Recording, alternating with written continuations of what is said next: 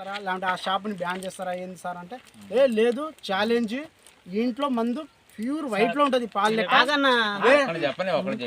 pure పాలు లెక్క మందు ఉంటది ఛాలెంజ్ చేసి కావాలంటే డబ్బులు దిద్దాం ఆ డబ్బాలు దిద్దాం 5 డబ్బాలు ఓపెన్ చేద్దాం తెల్లగా వస్తే ఆ 5 డబ్బాలు నువ్వు ఖరీదు కట్టియాలి రైతువి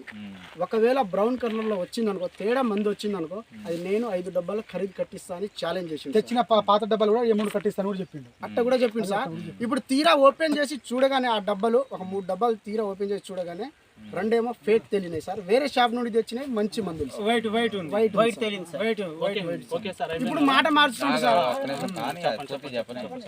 ఇప్పుడు వచ్చేసి ఏంటి సార్ మీ హెడ్ని పిలవండి మరి ఇంత ఘోరం పొద్దున్నుండి ఇలా మాట్లాడారు ఇప్పుడు ఇలా మాట్లాడుతున్నా అంటే పొద్దున్నుండే మా హెడ్ వేరే ఉన్నాడు అని చెప్పింది ఇప్పుడు నేనే హెడ్ని ఎవరిని పిలుచుకుంటావు పిలుచుకో ఎవరిని కంప్లైంట్ ఇచ్చుకుంటావు ఇచ్చుకోమన్నారు సార్ నేను మీడియాలో ఫోన్ చేశాను మిమ్మల్ని సార్ ఇది అడగండి నేను ఆ మాట చెప్పండి బాబు ఒకటి లాజిక్ ఏం లేదు ఇక్కడ ఓకే సార్ సరే నేనేమన్నానంటే ఇదే బ్యాచ్ నెంబరు ఒకటి సార్ ఎవరు చూసినా కానీ బ్యాచ్ నెంబర్ అనేది చూస్తా సార్ ఒక బ్యాచ్లో కలర్ అనేది చేంజ్ రావచ్చు ఒక బ్యాచ్లో కలర్ అనేది చేంజ్ రావచ్చు అని కూడా చెప్పాను ఆల్రెడీ ఈ రైతు తీసుకొచ్చుకున్నాడు ఇది ఒరిజినల్ సార్ మీరు కొట్టండి ఆల్రెడీ మీ దగ్గర బిల్ ఉంది మీరు ఇది కనుక పని చేయకపోతే ఈ బిల్లుతో అగ్రికల్చర్ వాళ్ళని పిలిపించి చూపించండి సార్ అని కూడా చెప్పాను సార్ ఆ మాట చెప్పలేదు సార్ ఇప్పుడు ఇందాక నేను చెప్పినప్పుడు ఆ మాట చెప్పలేదు